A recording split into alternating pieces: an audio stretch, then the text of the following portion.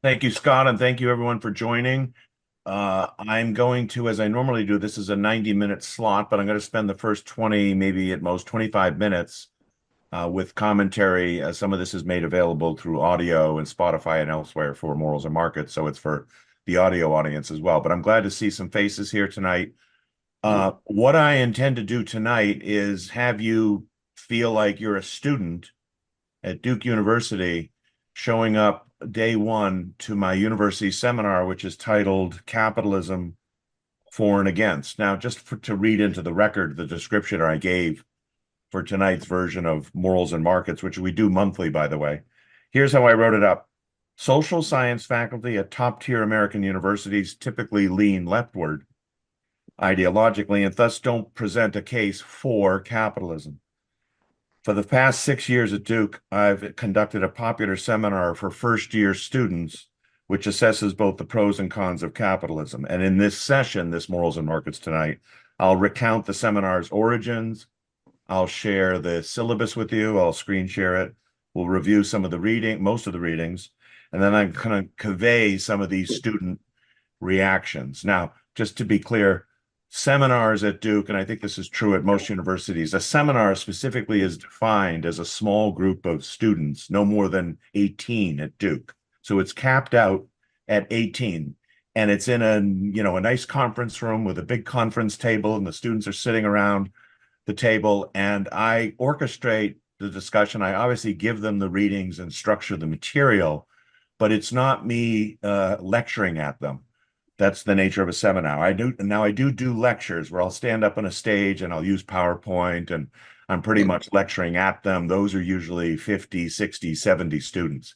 So I just want to give you a feel of what the room looks like, so to speak. Now, background as well. I've taught at Duke now going on, I think it's almost 13 years now. So I've been teaching at Duke since 2010. I'm in the PP&E program, which stands for Philosophy, Politics, and Economics. It's an interdisciplinary program. I put this together myself in 2019. I was asked by someone in the department, they knew my interest, they knew my background, whether I'd be willing to put together a new seminar never before taught at Duke. And we tossed around some ideas. I came up with this idea. They liked the idea. It did have to get approved by a curriculum committee at Duke. I had to make a case for it. I had to show them a mock setup syllabus, and it was approved. So the other thing to remember as you're watching this is not a syllabus I took over from somebody else. It's something I started from scratch. Now, another point which might be of interest to you, I didn't do this when I put my course together, but a couple of years ago, I went around the internet looking for capitalism syllabi, and I don't have to tell you how bad they are. They're just terrible. They're either all anti-capitalist or they just use the course to grind other axes. So I think this is really unique. I'm actually hoping that the more I teach this, and I do adjust it over time, the more this can become a model for teaching capitalism in other universities. Now, that's as to background. I think that's pretty much all I wanted to give you on background. Now, what I thought I would do is we did test this to make sure it works, to share the syllabus, and I'll start walking through the syllabus. Now, Scott, can you confirm for me that it's visible? Okay, Scott says yes. Now, this syllabus is, I don't know, maybe 6 or 7 pages long, not too long, but I just wanted to walk through it. So now let's kind of pretend that you're a student in the class and I say, welcome to this seminar. I was talking to David Kelly offline, and sometimes the students will file in and the professor will just kind of routinely go through the syllabus. Here's the syllabus, here's what you have to do, here's the grading, which can be a little routine. So on some occasions I've come in, and in order to shock them a little bit, I just come in, I introduce myself, but I launch into a 5-minute tirade against capitalism. I sound like a Marxist or a Maoist. I bring up all the arguments about alienation and expropriation and crises and exploiting the worker. And after about 4 or 5 minutes, I just stop. And a pregnant pause, I wait. And then I launch into a 5-minute defense of capitalism is wonderful. Capitalism is a cornucopia of prosperity. gives me liberty, it gives me freedom to choose. And the students, by this time, their eyes are bugging out, like, what the hell is happening here? Because I'm kind of role playing, but I'm giving them summary arguments that, of course, we're going to be covering in the seminar. But the idea of someone standing up and just giving 5 minutes on each, for and against, is dramatic. It can be very dramatic and very arresting. I've tried other opening techniques, but that one I've tried before and it's worked pretty well. Now, you could see I'm actually in the middle of this right now. I taught the session today from this course. So I teach it on Tuesdays. This is a 2.5 hour seminar, by the way. So it goes for 2.5 hours once a week. So I do give them a break in between. I give them a 15-minute break in between, halfway through. But it gives you the sense of how intense you have to be. 18 people in a room discussing a set of ideas for 2.5 hours. It can be very intense. Now, let me read the description of the course again for those on the audio. Right up front, description: capitalism is a formidable and durable social system worthy of scientific objective study. Only 3 centuries old, it has both proponents and opponents, each wielding strong and weak arguments. In this seminar, we investigate, analyze, and debate the nature of capitalism and assess the validity or not of the various pro-con claims. Our discussions will be informed not only by history, but by competing theories in ethics, politics, and economics. The main proponents to be examined are conservatives, libertarians, and objectivists. The main opponents to be examined are socialists, environmentalists, and feminists. We'll also assess the pros and cons pertinent to select topics and controversies relating to capitalism. Now, I want to also read, I'm not going to read every sentence in this syllabus, but I also want to read something about eligibility and free and fair speech. The free and fair speech part, my colleagues and others at Duke have begun to put in from the standpoint of students who are easily triggered and maybe overly sensitive. But first, let me read the eligibility part. The seminar is for first-year students only. So now get this, when you go through the syllabus and see the readings, imagine to yourself, this is a 17-year-old. And my experience has been the intelligence level of these students is really quite high. The fact that they can absorb and analyze the material I'm about to show you will surprise you. Now, I'm not sure it's unique to Duke. I'm sure this is available elsewhere, but there's a seriousness near to a student coming in, and freshmen especially. A freshman in a seminar is really exposing themselves in a way, because when you're in a seminar, you can't hide. You can't hide in the back room of a big, auditorium and sleep through class. You're at the table, everyone's facing each other, and you really have to be prepared. Anyway, to continue, the seminar is for first-year students only who are intellectually curious about the social sciences. It's an excellent introduction to key concepts and principles in philosophy, politics, and economics. You can see that PP&E there. I'm pitching my program. No participant is required to be pro-capitalist, anti-capitalist, or undecided. And no actual leanings enjoy a privilege or suffer a prejudice. In short, all views are welcomed. The main requirement is objectivity. Now, free and fair speech section. The seminar examines the best and worst arguments for and against controversial claims. Students may hear and debate unconventional views. Not feelings, but ideas, reasons, and arguments are requisite and are the basis of grading. You'll face challenges to your own arguments, so express them as clearly as possible and try to meet and refute objections decisively. Arguments and writings will help you earn a top grade if they're supported objectively, meaning with facts, evidence, and logic, and if they're defended persuasively. All right, so you see the heavy emphasis here on rationality, objectivity, evidence, don't go by feelings. That's pretty clear up top. Now I'm going to skip over other things like attendance. The honor code obviously has to be followed. Required books. Now look at the required books. The Communist Manifesto. Now that's available mostly online, but some of them will go get the paper version. Their reaction, by the way, to this is really quite remarkable, because some of them worry that this is a 600-page book. And if you know, it's actually a pamphlet. It's a very brief and actually fun to read pamphlet. Now they also have to buy Capitalism, the Unknown Ideal by Ayn Rand. And the third one, a more recent book Capitalism for Realists is really a very good book and very balanced, and Rutar does an excellent job. So I give them various, you'll see through the syllabus, I give them various chapters excerpted from that. Now, notice how the next section is long-term historical data. This is not a heavily quantitative or statistical course, but I really encourage them to go to this link, and I encourage anyone listening tonight, actually. Ourworldindata.org is a fabulous place to go and look for all sorts of data, not just on economics, on politics, on human development and things like that. And I've created myself something called Exhibits of Capitalist Development, taken mostly from that database, with nice looking graphs and charts and things like that.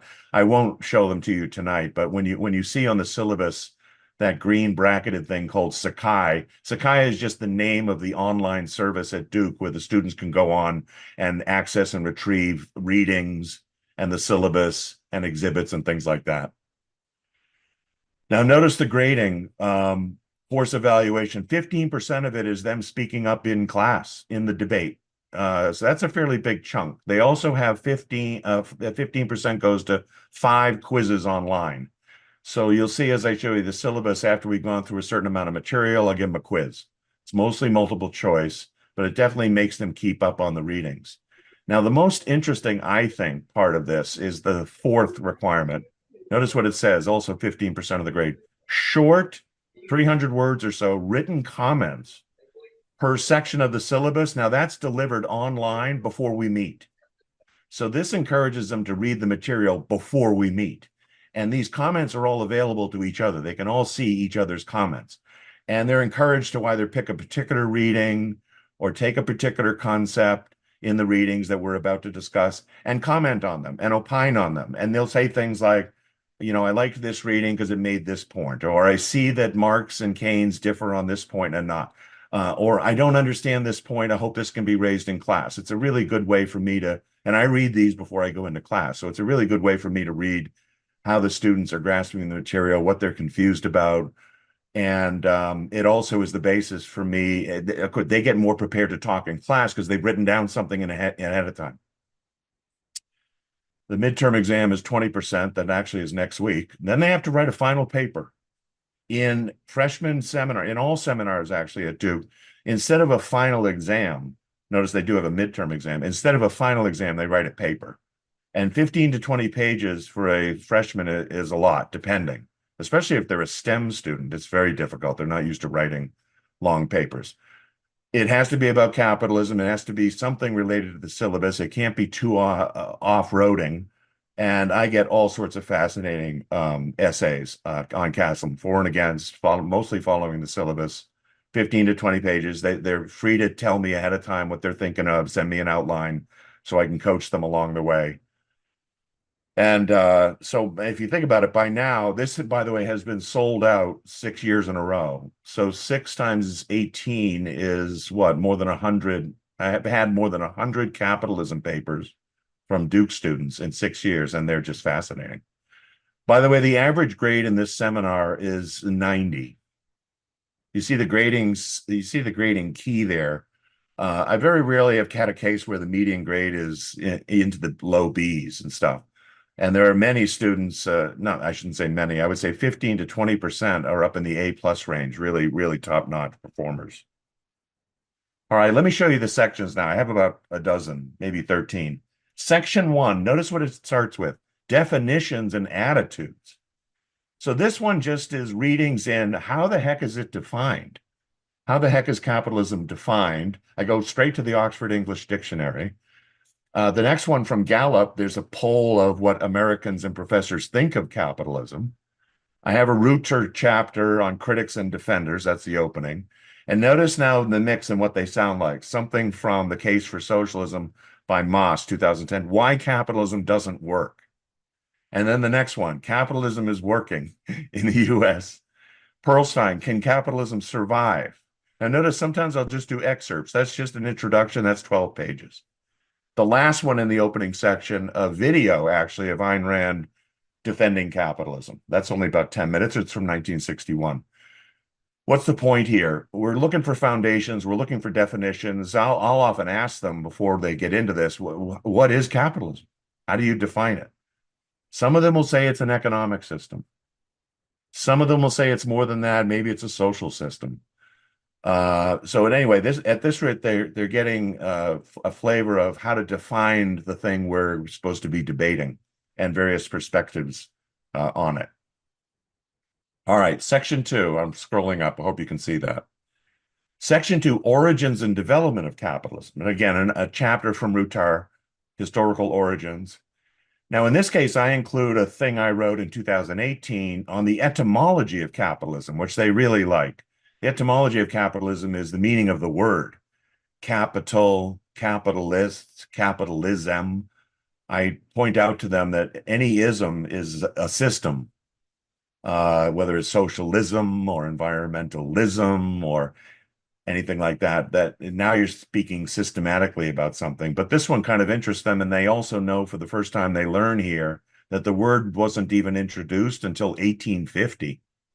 So that's fairly recent. The origin of capitalism itself is usually dated in the early 1700s, 1750, but the word itself doesn't come up until 1850, and of course by a critic. It's by a critic of capitalism, a utopian socialist called Louis Blanc. Now, 3 or 4 basically encyclopedia entries.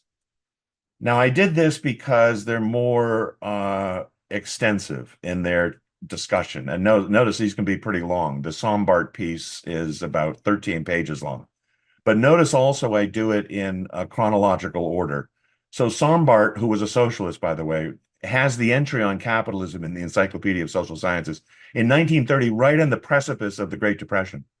So Sombart is interesting because he's not really speaking about capitalism has failed, the Great Depression has proved that. It's a view of capitalism just before the 1930s depression. And the 20s, of course, had been robust, the roaring 20s, things were working out great. Halbrenner, 1987, an excerpt on capital. He's wrote also a socialist. These dictionaries, encyclopedia people are just awful in the sense that they basically call up socialists when they need an entry on capitalism. They can't seem to find any capitalists. But I give it to the students anyway. And you'd be surprised. I have found that the Sombart and Hellbrunner entries are remarkably objective. They're not so nasty that they lean entirely toward dismissing capitalism. Now, the 1993 entry, if you know, Robert Hessen is a well-known historian of capitalism and other things, economic historian, but also an objectivist. So here's the first time they get a survey of capitalism. It's only 4 pages, but it's very good, from the Fortune Encyclopedia of Economics from Robert Hessen. And then Smith, just a capitalism entry from Wiley, more recent, 2017. Now, section 3 was not in the original seminar. I only included this starting 3 years ago, and I'll tell you why. I found it very interesting. At this point, I would have just jumped into the Marxian critique, which comes next.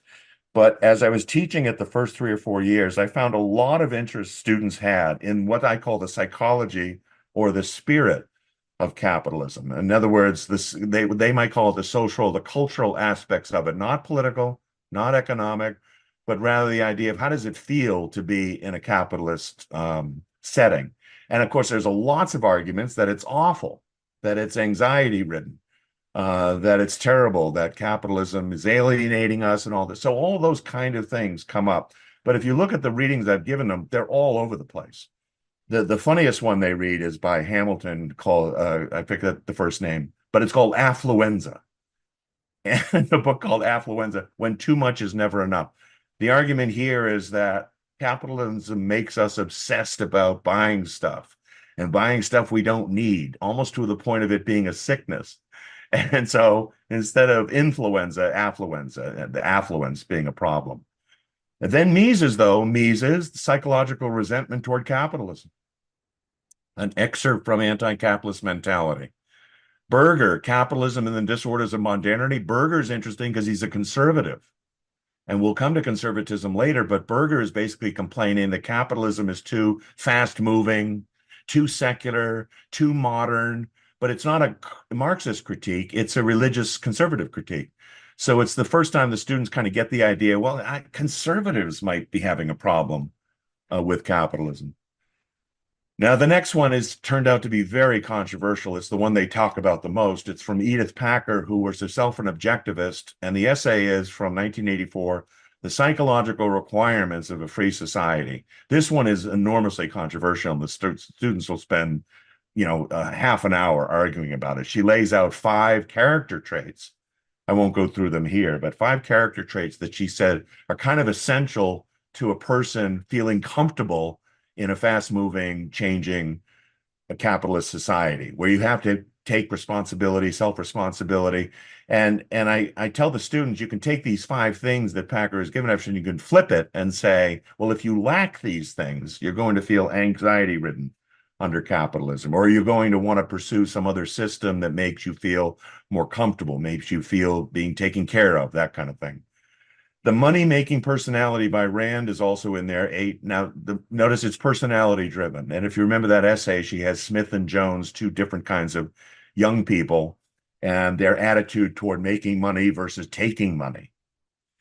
The Buchanan piece. Now, Buchanan is a Nobel Prize winner from 1986, an excellent economist. He passed away in 2013.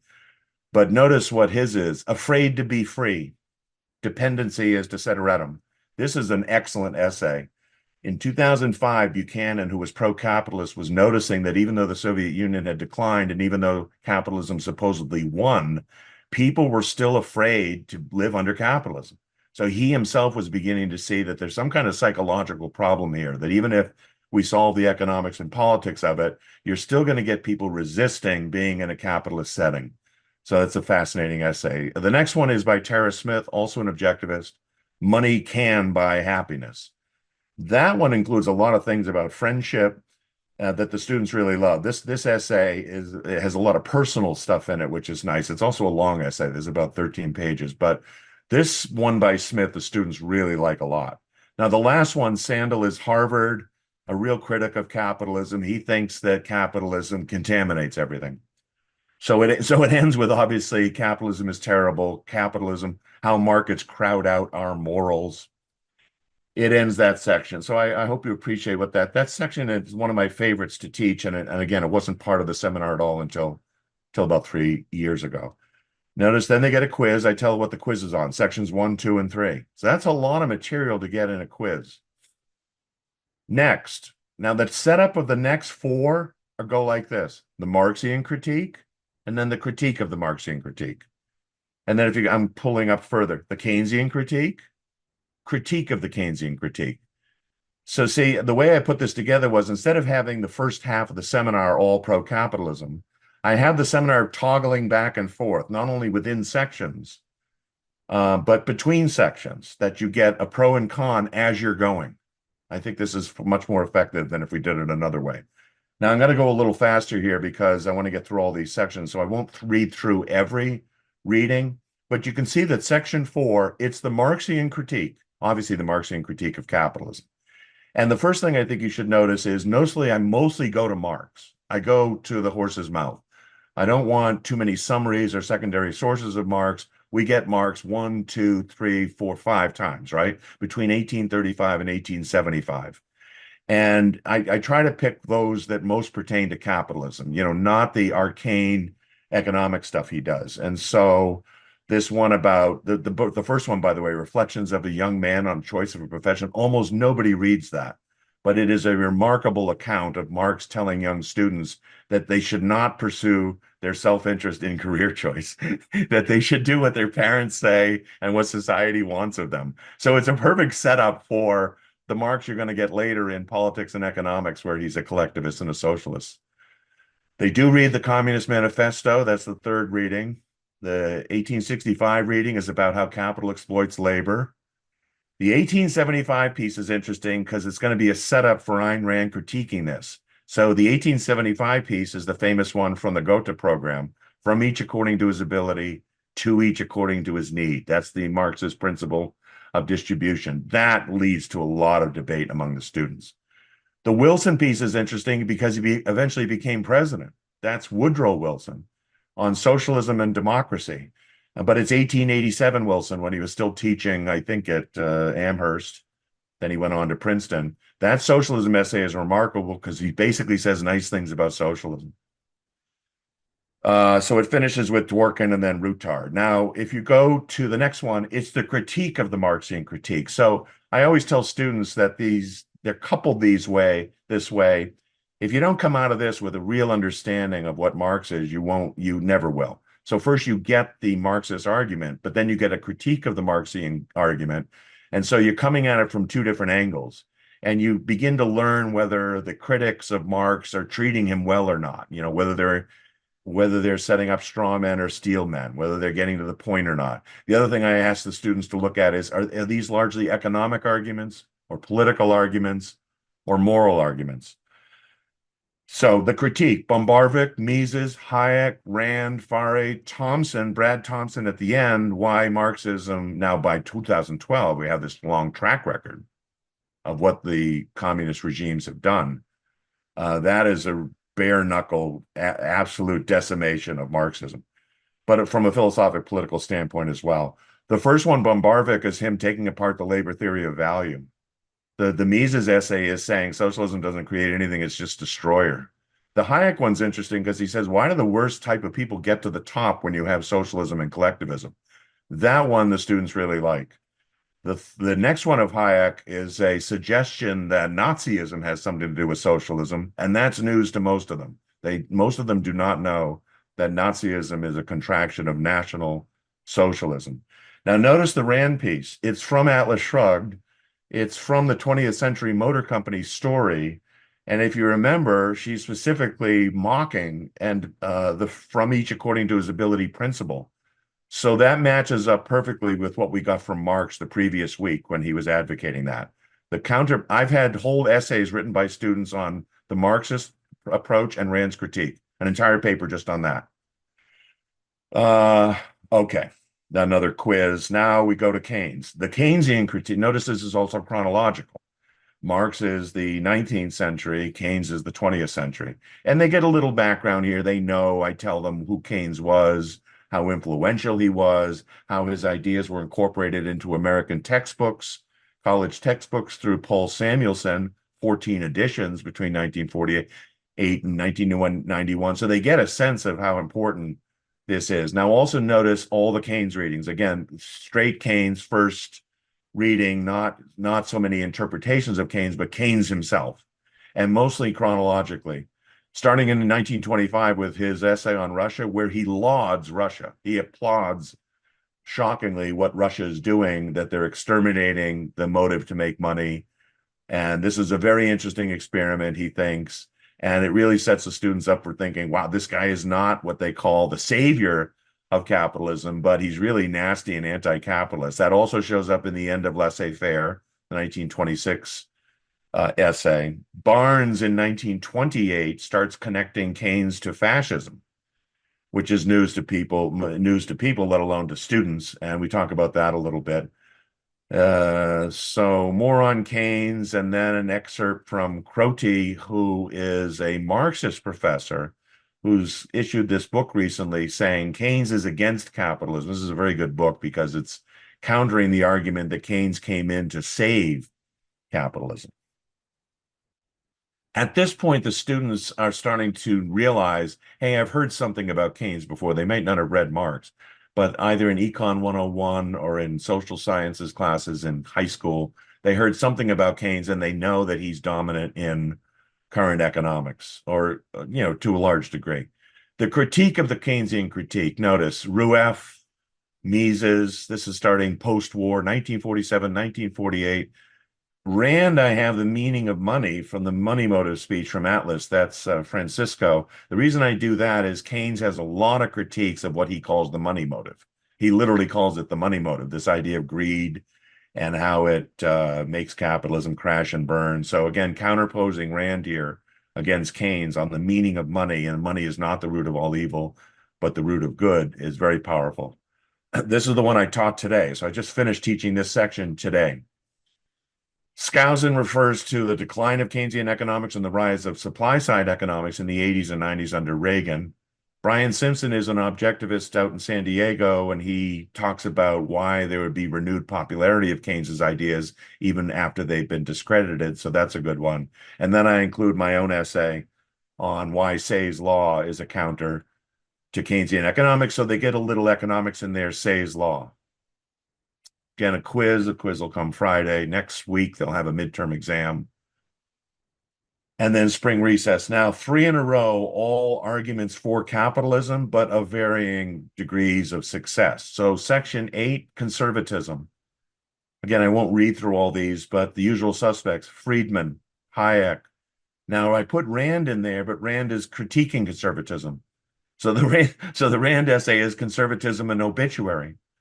Then Crystal, then Gilder, then Kirk and Opitz, they're all conservatives who are pro-capitalism, but they're saying, look at Kirk Crystal, only 2 cheers for capitalism, not 3 cheers.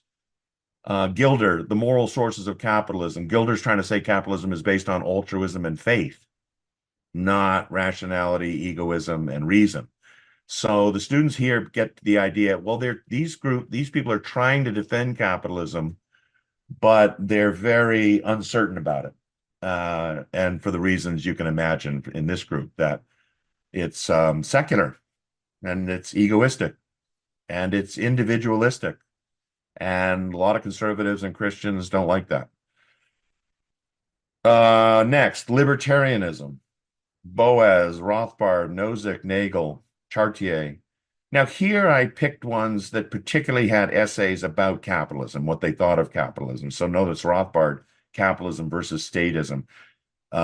Nagel, the Nozick one is very interesting from 98. Nozick, by the way, was a Harvard political philosopher, a libertarian.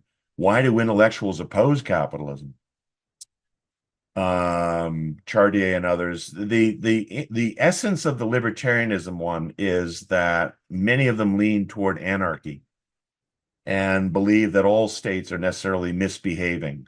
So the students get this idea of, wow, there seems to be an argument for capitalism which says it only works when there's no state.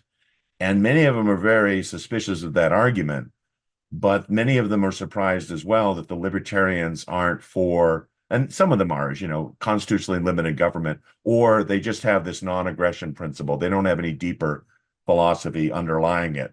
And that's what Nagel argues. If you look, 1975, Nagel, libertarianism without foundations. That critique was very powerful. Nagel basically said libertarians are just saying be pro-liberty, but they have no ethical, epistemological, other foundations. Okay. And then objectivism. Rand, Peikoff, Kelly, there you are, David. Objectivism, an entry in the Encyclopedia of Libertarianism, and then Tara Smith, some excerpts from her book on moral rights and political freedom. Now, notice there's just excerpts from Capitalism, the Unknown Ideal, but there are a lot of them. There's chapters 1 through 9, and then 16 and 18, and they also have to read Man's Rights and the Nature of Government. Now, notice the Peikoff one from Objectivism, the Philosophy of Ayn Rand is just chapter 11. So they don't get the full context of what's in OPAR. That would take too long. But that's a very good chapter, and it's a long one, too. That chapter is about, 34 pages or so. So it's just the chapter on capitalism in Peikoff. Sometimes the reaction to this one is, well, isn't objectivism just like libertarianism? Why are we reading objectivism? It sounds a lot like libertarianism. And what I do for these three is I basically say, if in the name, I hadn't remember, in the name, conservatism is trying to conserve something, but it doesn't have the idea in its name. What is it actually conserving? Maybe it's only conserving the advances made by the other side over the last 50 years, in which case it's a moving target. Libertarianism, I tell them, liberty is in the name. So they're more ideologically branded, if you will, than the conservative is. But they're also, emphasizing liberty with a cacophony of different underlying tributaries. When I get to objectivism, I say, it does have a capitalist argument, but the root of it is objectivity.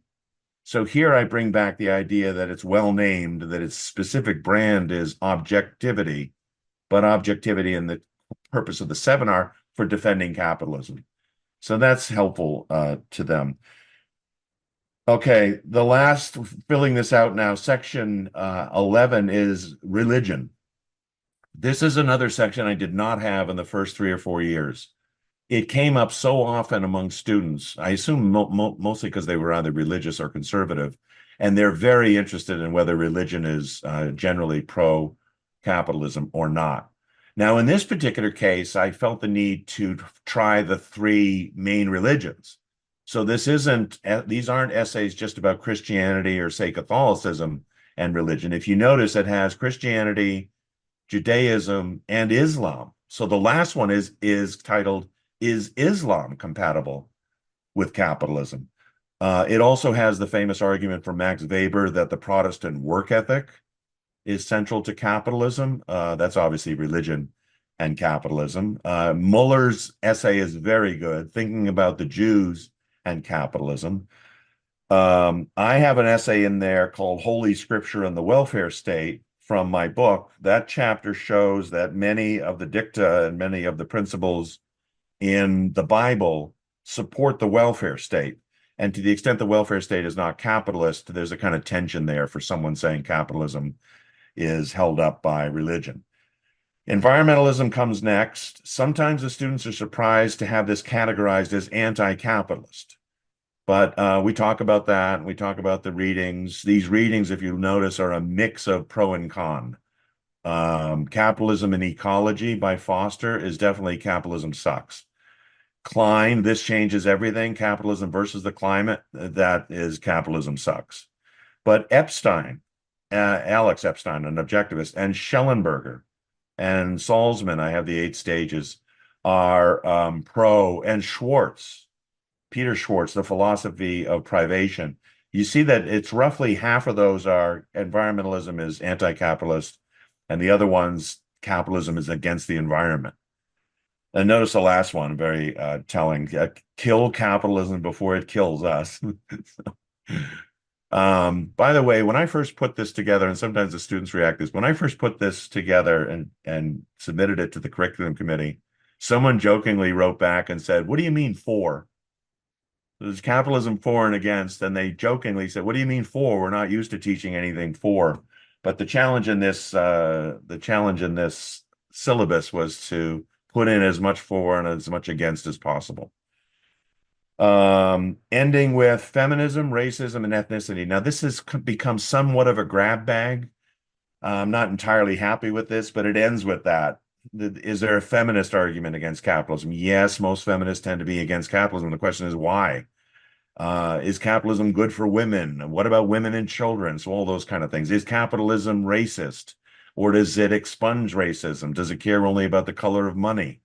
What is the relationship between the Southern agrarian feudal South in America and the Northern, industrial, more capitalist North? That's a very controversial stuff. The Cud essay from 2015 is very good. Cud was, I think, at BC. She still might be, Ann Cud. Is capitalism good for women?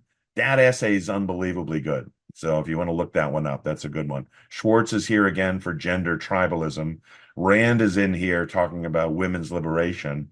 Rand is in here also on racism. So this one I do confess to being leaning in the direction of more arguments that capitalism is good on all these issues. And Reisman is in there as well. He's an economist. Kendi, who's very popular now, is obviously thinks capitalism is inherently racist. So it actually ends with Kendi on the negative side. And that first one from Fuchs is capitalism is terrible for all sorts of things. All three of them, actually, feminism, racism, and ethnicity. Then there's a student paper, and that's it. Now, I wanted to just show you one more thing, and then I'll open it up to questions. All throughout this, I'm going to switch here, and I hope you can see that. Can you see that? I just switched. Yeah, Scott, it's small text, but I'll I try to can make it, see let it. me try to make it bigger. See if I can make it bigger. That bigger, kind of. Yeah. Okay. Um, this taxonomy, I call it. Notice how it's set up. It's got 4 columns. And when they first get this, it's a blank. This is when this course is done. But in the beginning, they get a blank. Now, notice what the columns say. What is capitalism? Then the next one, is it practical? Then the next one, is it moral? Then the third one, is it sustainable? And on the left, you have the course sections we went through. Socialism, Keynesianism, conservatism, libertarianism, objectivism, environment. You get the idea of what's missing in the religion one's missing. They're asked to fill in the answers to these questions as they go. And one thing builds on another, and they're supposed to, and this is a fairly limited wording. You can't go on and on about it. You have to get to the essentials. And I'm trying to get them to think in terms of the relationship between these. Put it this way, if you look under objectivism, it basically says I'm wording it now, I'm just abbreviating it. Capitalism is sustainable because it's moral, but in objectivism, it's moral because it's egoistic. And then it would be practical, and that's why it's sustainable. But also her definition, it's a system of liberty, a social system, not just an economic system. Now, what would you guess the socialist Marxist argument would be? Capitalism is not sustainable, right? It's going to face a revolution from the workers. Keynesianism will say something like, well, capitalism tends to go into a ditch every once in a while because of recessions and financial crises. But if you implement Keynesian prescriptions, it might survive. If you go down to environmentalism, it'll say it won't survive because it's eating up the planet or burning up the planet. So I've just found that this, and of course you have to have a definition. Look at the Marxist definition. Capitalism, a private property system where the few, capitalists and owners, exploit the many, laborers and non-owners. That is obviously a very different definition than Ayn Rand would give. But I have found this is very helpful because it helps them organize their thoughts about these, 7 or 8 different groups and what they're answering on these questions, and the fact that the questions are interrelated, that the morality, practicality, and sustainability of a system, they're going to be interrelated depending on their views. The other thing this matrix does for them is it helps them write a paper. I tell them to use the matrix, and I'll say, for example, you could write a paper going vertically, comparing what capitalism is defined as, by the pro-capitalists versus the anti-capitalists. In other words, are they biasing their discussion by their definitions? Another way to do it would be go horizontally. Just take, say, Keynes and say, okay, I'm going to write a paper on whether Keynes thinks it's moral or practical and whether that has anything to do with his view of whether it's sustainable or not. And of course, you see what I mean? So you can go vertically or horizontally. That's not the only way to do it, but and it immediately becomes clear to them that there are a number of possible final papers in here based on what we've reviewed. So it's a kind of a busy exhibit, but they're doing it gradually. This is not thrown at them all at once. Every section that's finished, they have to submit their little descriptions of what they think the critique or the support is saying on these 4 columns. So that's a lot, and I'll stop. I don't know if I should stop screen sharing, Scott, so we don't have to look at this. I'll stop the sharing if that's okay, and we can discuss and take questions. I went way longer than I should have, probably 40 minutes or so, but we have at least 45 minutes. That's it. And any comments or questions or things that people just raise have? your hand. I've got a few. I mean, that sounds like an amazing amount of reading and just work and the length of the paper. And this is are some kids dropping it before the ad drop or Well, the answer to that is yes, but it still ends up being full. So some come in and some go out. But yes, I would say, if you get 20 show up, after a couple weeks, 2 or 3 might drop, but then 2 or 3 come in. So that is probably a filter. The other thing that happens is even the ones that stay, they'll get worried as they go into it about whether they can keep up or not. And in that regard, I spend some time with the ones who are most worried talking about studying skills and reading for comprehension and quickly. It's not really a course in that, but sometimes really smart students will come in and they're so smart, they kind of have lazy study habits or reading habits. Or they might be STEM meaning, science, technology, engineering, math. So they're not used to reading large quantities of material. But that's how I handle it, Scott. I summarize things pretty well in the seminar. I point to parts where they really should be focused. And the key thing is, I shockingly tell them, you realize you do not have to read every sentence of every assignment. And they say, you don't? And then they'll say, well, okay, which one should I not read? But that's their obligation to kind of figure that out, to be able to take say a 20-page essay and get the essence of it, either by note taking or some other means. But yes, it's a lot of reading. Yeah, it's great that there's so much interest in it. Let's go to Mitchell. I've got some other questions about, capitalism as well, but go ahead, Mitchell. Yeah, so it's good to see you, Doctor. It's great to see you again. This is a former Duke student, if we can admit that, Mitchell. Good to see you again. Yes, good to see you again too. Yeah, I just reached out to Dr. Salsman today because I'm actually visiting Duke next week, so Yeah, hopefully so I'll get to see him in person. Yeah, we'll see each other. Yeah, good. So my question is not that I'm just a little upset that you didn't teach this class when I was there. Okay. So my Right. question is why Yeah. wasn't it taught then? Because it seems like a lot of the readings, and it seems like you've shifted the syllabus quite a bit.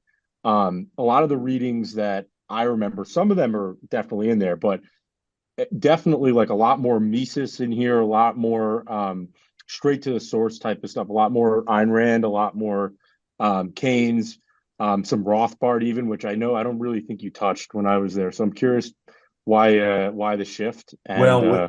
remind me, Mitchell, whether the courses you took with the other courses I taught, the PP&E Gateway and Introduction to Political Economy, or did you take this seminar? I took the Intro to Political Economy, Yes, the capstone, yes. and the distributive justice. Well, thing. that explains what you just asked, because those had some of these readings in it. You're absolutely right. But the reason these are heavily, Marx, Keynes, Mises, Hayek, Rand, Rothbard, is this is the seminar just on capitalism.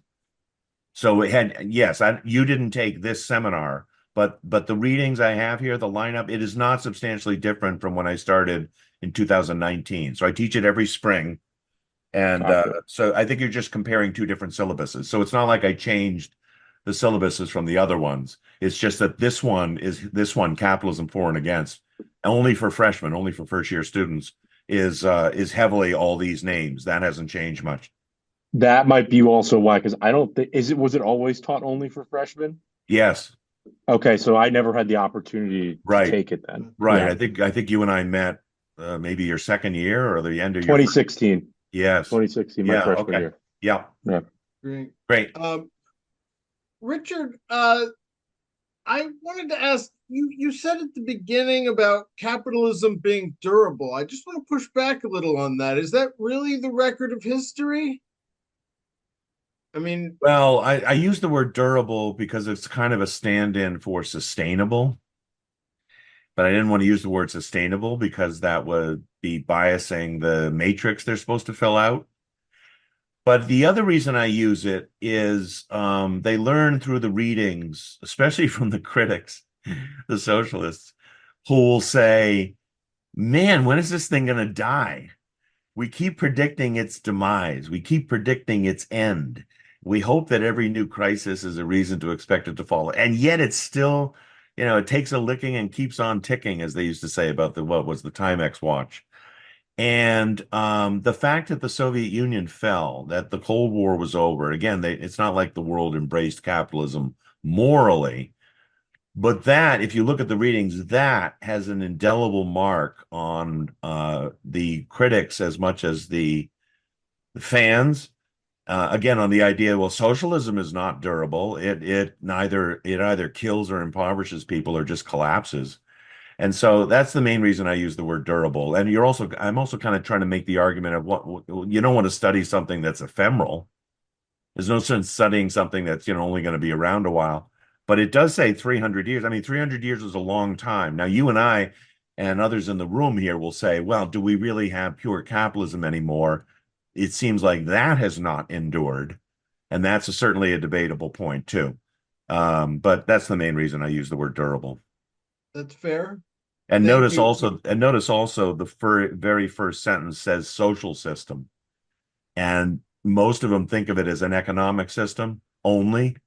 So that's me very upfront kind of hinting that there's more to capitalism than just the economics and politics of it. That they're going to get something about the psychology of it and the cultural aspects of it and other things to it, much closer to the broader objectivist definition of the system as a social system, a broader concept for encompassing all political, economic, cultural, and psychological. Great. We have Atlas Society founder David Kelly with his hand raised. David? Yeah, thanks, Scott. Richard, when I saw up at the beginning of your presentation that feminism was listed as one of the main, lines of criticism of capitalism, I was saying that seems de minimis. I mean, it's kind of a, small thing. But when you got to that point in your syllabus, I realized it was more identity politics as such, which includes feminism, but also, all kinds of other things. Racism and ethnicity. Yes. Right. That's what, it is kind of a catch-all for, well, these particular groups are harmed by capitalism. Yeah. Blacks or women, so they hate it. Right. I think go ahead. There's an entire, cultural explanation, in terms of assumptions, collectivism, the victim, psychology, victim mentality, and so forth.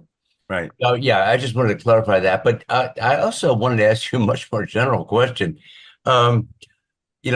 I was a teacher in a previous life, and, in some ways I'm still a teacher.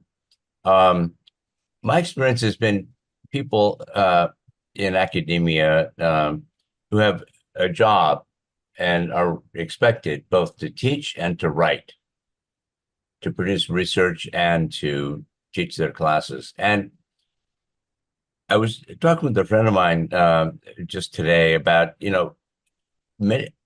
many people seem to have, one or the other is their primary goal.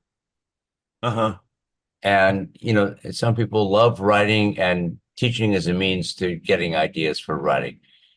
Some people love teaching, and ideas are just ways of sharpening their acts to be a better teacher. You strike me as someone who does both, but I was really struck by, as you went through your syllabus, about all the care you take, working out something for your students. And so I'm just more of a comment, but if you could comment on, what drives you to create these wonderful syllabi. That's a good question. I think actually in terms of my interest and being at a research institution, the emphasis is on not only research, although primarily research and publishing, and secondarily teaching.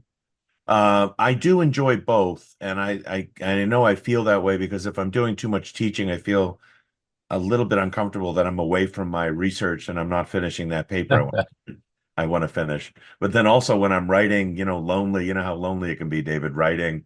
And you're in a little bubble and everything. And then I want to get out and talk to people and teach students and everything. So I do go back and forth, and they're like mutually reinforcing. I think I have heard not only that I have a lot of reading and maybe too much. So I'm always conscious of cutting back if I can. My weakness is I'll find some great new essay and I'll want to add it. And I don't delete something else. So I do keep track of the page numbers per week to make sure they're not in excess of some number, but it could be cut back a lot. But I think the other thing is every time I put the syllabus together and tweak it or change it a little bit, it's structuring my own knowledge in a very helpful way. It's structuring my own, and I learn more and more when I'm teaching it. But yes, some of it is to make it more digestible by the students. I think I'm conscious of the fact that there's a lot of pages. So the more I give them a structure that makes logical sense and they can hang it and they all interrelate, that the sheer volume doesn't overwhelm them. It's easier for them to see the structure of it. So if this was the same number of pages, but organized kind of haphazardly, it would be really taxing on them. So I think that's the other thing I do. I think the reason I have this level of detail and structure is I'm kind of conscious of the fact of not wanting to overwhelm them. Yeah, well, thanks. And I'll just say I wish I'd had you as a teacher at No, one of my schools. thank you, dude. Thank you, dude.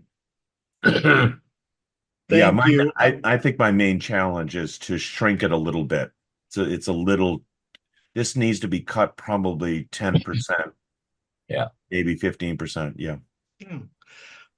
Great. Well, next, I recognize the name from some of the top articles from our site. Will Thomas, good to see you. Good to Hey, see you, Will. Scott. Good to Hi, see you, Will. Richard. Great to see you. Good to see you, Kate, too. I just I noticed that you make usually in your syllabus in each of the sections there's like a pro part and a con part, Right. Yeah. critique. Yeah. But I did notice in the objectivism section Yeah. there wasn't, and I wondered whether it was just hard to find a decent critique, or you felt that it's obvious that so many different cultural forces are against objectivism that it's obvious it has critiques. I don't know, but can you comment on that? Well, I hadn't thought of that. I'm glad you mentioned that. Okay. Because you're right. In the conservatism and libertarianism section, there's pros and cons. But you're right, it's not in objectivism. I have to think about that. You think it would be strengthened by that? I think it would. I'm trying to think of a representative one or two. Here we are adding to the syllabus again. But yeah, what would you say is the best source? A libertarian critique or a conservative one? Because I know you could get both. I don't know if a Marxist one would work. They tend not to engage at that level. The critiques I've noticed are mostly from libertarians and conservatives. So yeah, I can't think of one off the top of my head, but I'm going to think about this now because that's a really good question. Just And look for reviews of the Atlas Shrugged movie, and anti-Rand people are coming out of the woodwork. Yeah, Will Wilkerson wrote an essay, "Why I'm Not an Objectivist," oh, okay. I'm going to write this I down. believe. Okay. Is It's he about 10, 15 years old, but he was certainly trained in objectivism. So, okay. I mean, I think his arguments are just that there are deeper issues that aren't dealt with by objectivism. So it's a fairly respectable critique. Okay. Good. And I suppose I could include David, the review of Atlas in the National Review by Whitaker Chambers. But that's Oh. just that's just a trashing of the book. That's a hit job. It would be better to have a treatment of the entire as much of the philosophy as possible, not just a particular book. Right. There are many things I can put in my head to it. I will, Okay. Yeah. more than I do about this. So thank you for that, Will. I think it's a really good point. If I could just offer one question about materials you're using. I notice you're using a system where your students can comment. Are you familiar with the app Perusal? No. Okay, because it allows you to post readings, and then the students can comment on it. And it rather auto grades. Of course, you can review all the auto grading of those comments. It's not quite the format you're using, where they're writing something a little more substantive. But it's like Perusal, USAL, yeah. Like Perusal. Perusal. Good. Yeah, it's good like to know. Perusal. Okay, that's good to know. Great. Anyway, just thought I'd mention that. Okay, good. Might be handy for you. I know you have a question in the chat. I don't know if you were going to ask that or something else. I'll put the one in the chat. I'll leave in the chat just to see if there's a possibility of getting access to that syllabus or an older one. No, but I guess I wanted to begin with a comment and really just a thank you. I worked for the University of Michigan and for the medical school. I was just at one of their mandatory or pretty much mandatory DEI trainings. You can imagine. But it began with a Saturday Night Live skit about a bunch of couples socially after dinner avoiding hard conversations about race. And I've seen that skit. That's very funny. Yeah. It was a funny skit, but I raised the point that and a bunch of medical school faculty, and it seemed to be lost on them. I just want to really thank you for what you did. I raised the point. I said, this is a skit about people in a social situation at the dinner. If I'm out with a bunch of friends and we're all liberals, we're all conservatives, we're all, we can all share the same point of view. That's fine. At dinner, we don't have to make every argument on every point of view. But for our students, we owe them something like your syllabus. We owe them very different viewpoints, and I just wanted to really thank you for bringing that many different viewpoints. Bringing Ibram Kendi and ran to the same syllabus. That's very rare, and that's incredible. And for the students to wrestle with it. And I felt like my point was just absolutely lost when I tried to make that argument. This is not a social setting. This is not just share your politics with your friends who might all think alike. This is what school is about. And I was wondering, when you made the one comment when you shared your syllabus that, you shared with some other faculty member who said, well, why would you have a four-part of capitalism? Shouldn't it all just be against? You did that earlier on. But, how hard is that to get such a, so many different viewpoints into one? It's really impressive, and I thank you for how strongly you considered it, echoing what David said earlier. Well, thank you, Josh, and I'm glad to share the syllabus. We'll arrange it through Scott and others. The syllabus is the kind of procedure these days is there are syllabus banks. Companies, universities have these banks, and many of them are on the sites of the professors themselves. So I don't know that people don't see them. Publicly, they do. I'll tell you something, that a couple of reactions to what you just said. My experience is actually that because it's roughly half and half, the students coming in are not largely pro-capitalist. If they are, they're maybe conservatives. There may be a handful of libertarians, very few objectivists. So actually, the way it feels to them, this will sound weird because you just saw the syllabus. To them, it seems too pro-capitalist. Because they half have and half. Wow. It doesn't, the way the reactions I get, it sounds like they're saying it's too pro-capitalist. But I think that's because they come in with so few pro-capitalist perspectives that they've ever read. So it's kind of a shocker to some of them. Now, I have to tell you also that sometimes I will try in the very beginning. I don't want to really be colored by what they say and be biased, but I'll ask them why they're taking the seminar. I won't ask them whether they lean in a direction or not, but I'll just ask them, what they're interested in the seminar so I can get some feedback. And it ranges from I'm anti-capitalist and I haven't heard any good arguments for it, so I would just want to check those out, to I'm lean toward capitalism, but I'm kind of suspicious because it's irreligious. And I'm just curious whether, the Marxist arguments are why they persist or why they're formidable or something like that. I've had people say I'm from China and I've never heard a case from capitalism. There's Asian Oriental students who take it and many from China speak perfectly fluent English. And they will literally say, I've never heard a case for capitalism, so I had to take this. I wanted to take this. I would say two-thirds of them are completely neutral in the sense of they have no idea. And those are probably the more interesting ones. They come in and they literally will say, I don't know. I think it's an important topic, but I don't know, I don't lean in one direction or another. Can you talk a little bit about the debate discussion aspect? Does it get heated? Has it changed over time? Yeah, that's a good question. The dynamics of the 18 are, it matters who shows up. Like one year, about 3 years ago, 6 out of the 18 were libertarians. And they just dominated the discussion. So and almost intimidated the other ones into not daring to come out for socialism or anti-capitalism. So some of it is managerial in the sense that I have to make sure that all voices get heard. And but that's rare. It's usually this mix that I just described. Now, the other thing that happens is in the first couple of weeks, they talk to me, which is really not ideal. In other words, we're in a circle, right? And when the students want to say something, they'll address it to me. And what I'm trying to get them to do is address it to each other, to start talking and arguing with each other. And that happens about the third, fourth week into it with some maneuvering and suggestions on my part. someone will say something and they'll saying it to me, and I'll say, does anyone want to respond to what John just said? Or does anyone disagree with what John just said? Then they start talking to each other. And that dynamic gets very good. Or the other thing is those commentaries they have to write ahead of time online before they go in. I encourage them to start reading each other's comments because I read them all as a professor.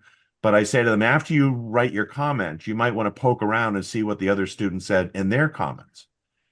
And then finally, the dynamic that really develops at the end, like in the last third of the seminar, which is very fun, is the students start, and they're very much attuned to this more than I am, the students start categorizing each other.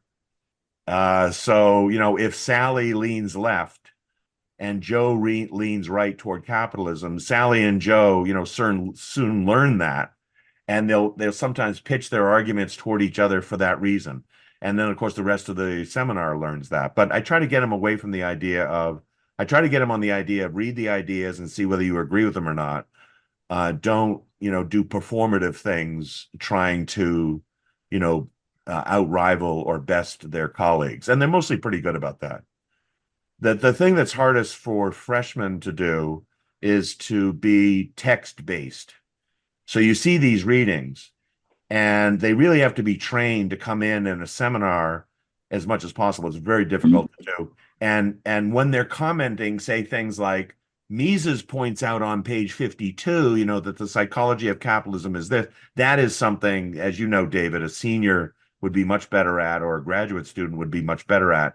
Whereas the freshmen they'll read the material, but they're not good at, they haven't been trained yet, and they're not good at making their comments in relationship to the text and the material. They'll often just use it as a springboard to start talking about other things. And sometimes you can't tell whether that's because they're just not rigorous in their reading and commenting, or whether it's because they didn't read the material. Great. David, you have your hand raised? Yeah, I just wanted to make another pedagogical point. Richard, I think that the idea of getting students to talk directly to each other rather than to you as the God in the room is hugely important. I always, it took me a long time to realize that when I was teaching. But, when they talk to each other, if they're talking to you, it's like talking to their parent. Yeah. You're in a different level altogether. Yeah. That's not real. They're going to graduate and go out into the real world. Well, they have to actually talk to other people. Yeah. Yeah. Right. Who are their equals, their peers, sometimes their bosses. But right. I used to tell people, don't write for me. Right. Write for your reader, because you graduate. If you ever write something again, it's not going to be a friendly teacher, a parental teacher who cares about you. It's going to be a hard boss or your peers. Right. I just think that that's a psychological point. But, I just wanted to make it because it's so important pedagogically. Yeah, the other thing I've heard repeatedly having to do with self-censorship, shyness, feeling intimidated. Every time I ask the students whether they feel free to speak on campus or in seminars or in class, and in seminars, it's much more intimate. First of all, you don't speak up much in lectures anyway. So you're in a seminar and you're required to speak up. And every time I ask them whether they feel, more or less comfortable in front of professors versus other students, they always say other students, which surprises me. Going into academia 13 years ago, I had this impression that what students were afraid of is teachers, professors, expounding a view that the professor didn't agree with. And it could go either way. The Marxist student might be worried as much as the capitalist. And of course, there's this issue of authority, and they're grading you. But actually, most students tell me if they self-censor and bite their lip, it's because they're worried that other students will ostracize them. Oh my God. Yes, and that's very weird. It's very unfortunate and then here I am in a seminar and trying to encourage them to speak up and not worry about that, right? And in this particular seminar I'm doing now, there is a socialist, Marxist leaning student and she's very bright and she's very articulate. And some of the others are just like back on their heels and they're not quite sure what to say, but she's very good. And that's a very helpful thing to have all sides articulate if they can be. Good, thanks. Yeah. So what role do you play when you have someone like that that's spitfire for the other side? Well, I when I'm doing it, and it's a long 2.5 hours. When I'm doing the seminar, I'm kind of, oh, by the way, I use the David, the Liberty Fund method of holding a queue of a line of people. It's a very structured talk in the sense of the topic will come up. Sometimes I'll ask the student what's particular reading they want to discuss. So I don't mandate that they talk about Mises versus, Hayek versus whatever. So someone will launch in. And then what I'll say to them is, if you want to make a comment on the person who just commented or on this topic, just raise your hand and I'll keep a queue. I'll keep a lineup on a pad of paper. And that makes everything much more orderly. So they're not interrupting as much at all. They're not interrupting each other. They know they're going to get their turn when it comes. If in the interim 5 minutes or so, somebody else made the point that they were going to make, all they have to do is say, I'll pass. So it allows for a much more efficient handling of the questions. They're not all talking over each other or, someone feeling like they're not being heard. The students, of course, will develop a reputation for making, some students will make short, pithy points. And others will monologue for a long time, and you'll get the eye rolling and things like that. So I have to manage that a little bit. But generally, Scott, what I do is if I feel on a particular topic, if I feel like the thing is moving entirely to anti-capitalist stuff, and I'm not seeing hands up on the other side, I will inject pro-capitalist stuff. And then if I see the thing moving toward, wow, these are all like pro-capitalist comments and everything's hunky-dory and this system is wonderful, I'll just dive in and say, well, why can't the minimum wage be? And you'll laugh. If you saw me doing this, you'd laugh because you know who I am. And I start making socialist arguments or anti-capitalist arguments just to get the thing. It's almost like a keel on balance a boat. Of power. Yeah. It's like a kind of a keel. Yeah. And I say, wow, we're listing to the port side. I need to move this a little bit this way. And the good thing about that is the students hear me. Half the time I'm saying pro-capitalist stuff and half the time I'm saying anti-capitalist stuff. Well, not quite half the time, but you see the idea. I'm trying to counterbalance if it's going in that direction, for too long a time, like 20 minutes or so. One of the great discussions we had today was we brought up the minimum. Someone brought up the minimum wage. We were talking about Keynes. We were talking about mass unemployment, and a couple of times I'll throw something up on the board, but it's not really a lecture. So I'll show them supply demand curves and realize, that the wage rate is too high, and that's why there's unemployment. So for 20 minutes, they all went off on the minimum wage. Should we have a minimum wage? Should it be based on a living wage or not? Should it be $15 an hour? And at one point I said, "What do you mean 15? Why can't it be $50 an hour?" And they're all like stopping their tracks. I said, no, why not 100 if we're going to be totally humane about this and caring about the worker? And wow, that's too high, and it's caused really high unemployment. But once you go down that route, we're just haggling over what the number will be. But you've already agreed to intervene in this contract and force people to pay a price. So isn't that the real tipping point? Those kind of discussions are really fun. Or today when I said, I've done this before, how would you expect them to answer? I'll say, you realize if you tell an employer that he has to pay $15 an hour and the worker's only worth $5, that they're just not going to get hired. And the students nod and they're like, yes. And I said, so why don't you just make them hire the worker? Why don't you just make the employer force them to hire the worker so they'll actually get the wage? And they all stop and none of them will say yes. And I asked them why. I said, if you're willing to dictate the rate, why can't you go to the next step and dictate that they actually hire the person? They're almost always in the middle of the road. They'll almost always say, well, that goes a bit too far. But see, they've already accepted the principle that government should force this price. But they're not willing to, again, they're not willing to add to the authoritarianism of it, if you will, by the fact that the employee is not going to get hired at all.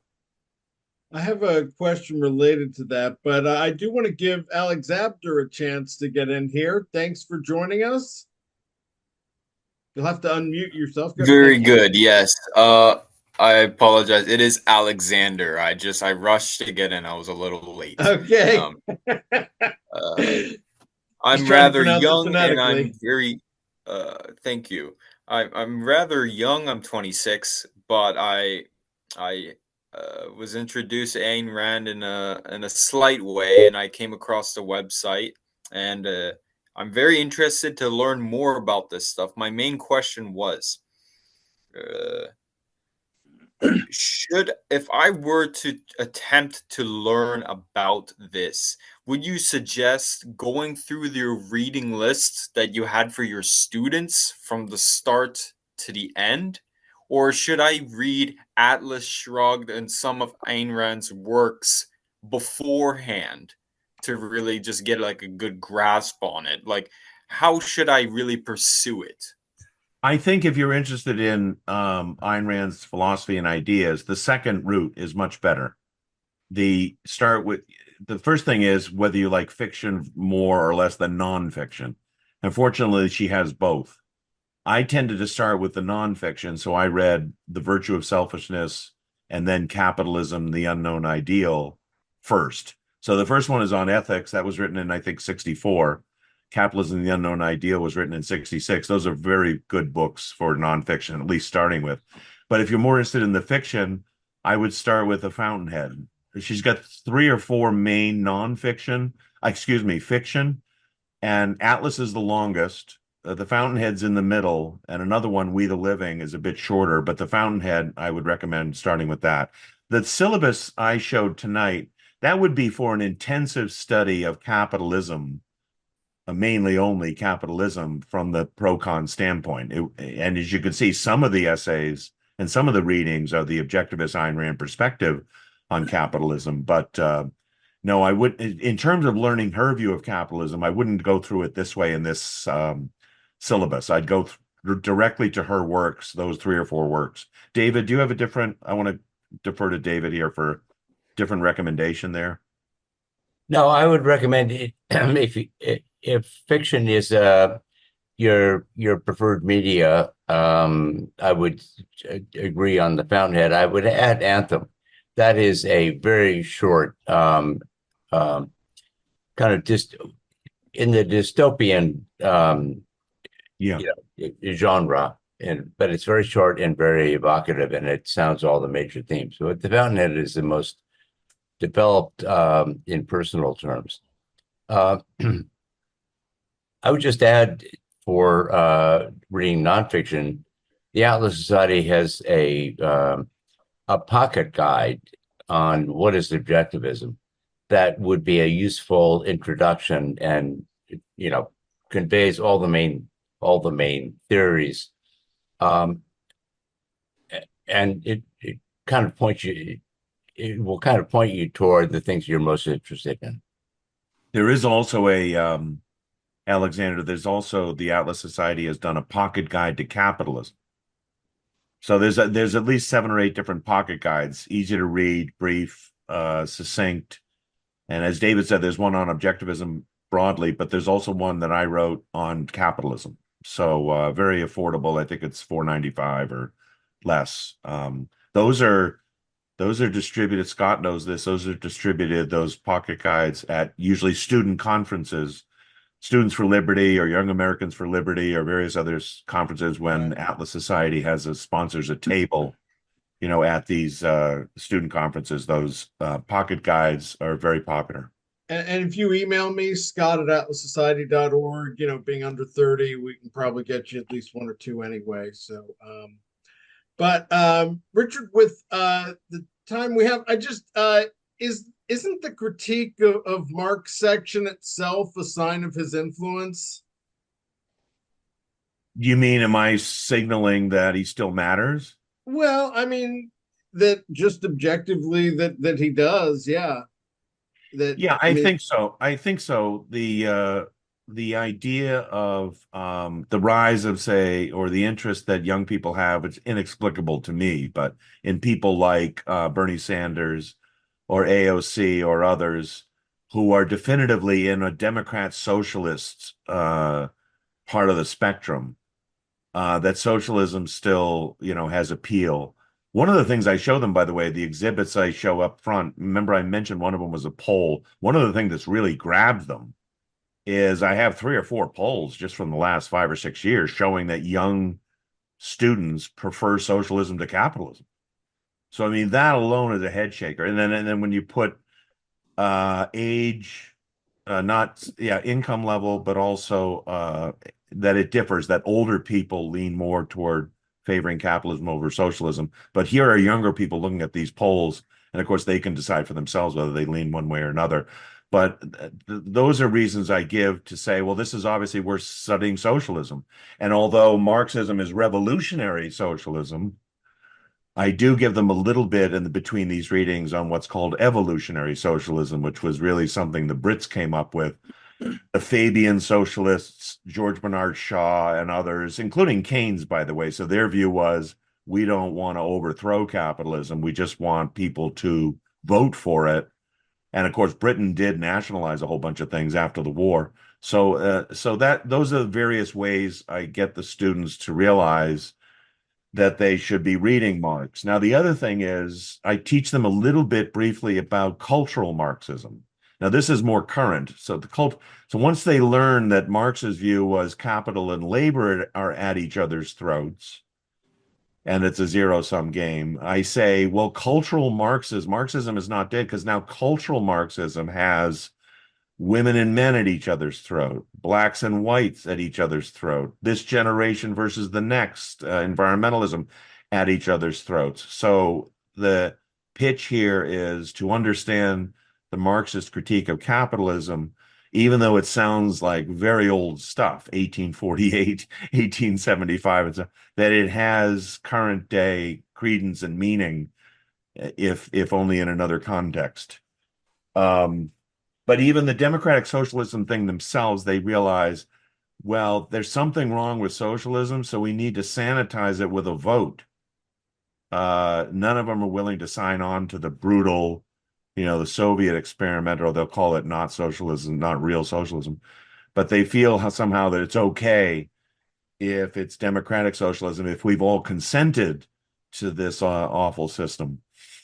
They, for some reason, never sign on to democratic fascism, but they're perfectly okay with democratic socialism. Great. Robert, you had your hand up. Thanks. Unmute yourself. Oh, John, we'll get to you, John, as well. Oh, there's Robert. Oh, the Robert Paul. Yeah. Hi, Rob. How's it going? Yeah, hey, I'm glad you brought up the minimum wage things. Yeah, I've actually thought about that, like that thought experiment. Like, oh yeah, let's say you make it like $100 an hour. Yeah. Right. Right. And I think what would happen is people who make minimum wage currently, they would probably just like work less hours, right? Like instead of 40 hours, you probably just work 20, right? Right. And I was thinking like that actually could become a reality in our world if people would just buy less stuff, right? Like if people were not like eating at restaurants all the time, like buy all this stuff, like people really, it's kind of like the Say's law thing, right? Like the supply is demand, right? So it's really like the reason like why these minimum wage workers have to work all the time, right? It's simply because we're like buying so much stuff, right? So I think really if you're like the against side of capitalism, I think a lot of them are kind of hypocritical, right? Because like they're like also like can be very consumerist, like go out to eat all the time, buy lots of stuff. So I think that's an interesting thing you could touch on in your class is that thought experiment, right? Yeah. I mean, today when it came up, Rob, the left-leaning students who were arguing for not only the minimum wage, but higher minimum wage, I asked them at one point, now here would be me pushing back, right? Because one of the conservatives said there should be no minimum wage. And the left-leaning students were just appalled by this. So I asked the left-leaning students, what if there was no minimum wage mandate at all? It was just about what would happen to wages. And the left-leaning students said they would basically go to zero. They think the only reason wages are what they are is because the government's dictating a minimum wage. So I would ask them, I said, so what do you think wages are based on? Is it based on, possibly the productivity of the worker and whether they're valuable to the employer or not? They just don't think that way. Or they would say there should be a living wage, you know, and I said, well, doesn't that mean that's based on your cost of living and like how many kids you have and what your lifestyle is? Why should the employer care about that? The employer cares about you showing up at work 9 to 5, what you do outside your work hours, how costly your living standards are. Why should that be of concern to the employer? So that gets them thinking a little bit. Well, yeah, 'cause I think it's still 725 right now. I think it's pretty unheard of that people actually make that low. I mean, like most like things that I've seen that stores like, oh, we're hiring like 12. I've never seen anyone advertise like, oh, we'll pay you like $8 an hour. I feel like it's pretty rare. Right, but the states themselves, half the states this year raised their so there's state level minimum wages as well, and if they're above the federal rate, which most of them are, you are mandated to pay that. So like in Seattle or something, it's $15 or $18. So yeah, I said it's like half. Said like half the states have it. I think that's about right. Yeah. Yeah, it's about 22. Now you reminded me of something else also, because one of the fascinating things, you know this, Rob, because you know what's in the manifesto. The Communist Manifesto, right in the middle of it, even though it's a document calling for revolution. Remember, it ends with workers of the world unite and basically take over the capitalists and expropriate the expropriators. That's the language. So it's a very violent message. But right in the middle of the Communist Manifesto is the 10 famous planks. And I say to the students, now look at these planks. One of them says there should be a central bank. One of them says there should be a graduated income tax. One of them says the government should take over the schools and be public schools. Now, when you think about that, those are reforms. They're bad reforms, but they're reforms of the capitalist system. They're not an overthrow of the capitalist system. And the other thing the students realize is, oh my gosh, 7 or 8 of the planks have already been adopted under the welfare state. So that's somebody asked whether, they ask about why are we studying Marx? They see right in the manifesto that it had the influence not only of causing things like the Soviet Union and Mao's Red China, but of enormously influencing the welfare state, because we've adopted, most countries, Britain and elsewhere, the social welfare states have adopted 7 out of the 8 planks. And that is an eye-opener to most students. They do not realize where those ideas came from. I wanted to make sure to get to John. He had his hand raised manually. Yeah. So go ahead, John. Okay, can you hear me okay? I can, John, yes. Oh, good. Okay. Good evening, everybody. Hey, Professor Salsman, I appreciate it. This is a terrific discussion. I love your syllabus. Good. I'm actually a retired economist. I taught at UNC Chapel Hill there. Oh, you're kidding? That's 8 minutes away from me. I know it is. And when did you teach, John?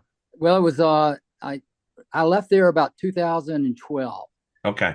And I actually talked to Mike Munger. Is he still the chair? He definitely is, and his office is right next to mine. Oh, great. Yeah. I'd actually talked to him several years ago, a little bit after 2012, about teaching a course on the moral and economic defense of capitalism. Right. And so that everybody understood where I was coming from. Right.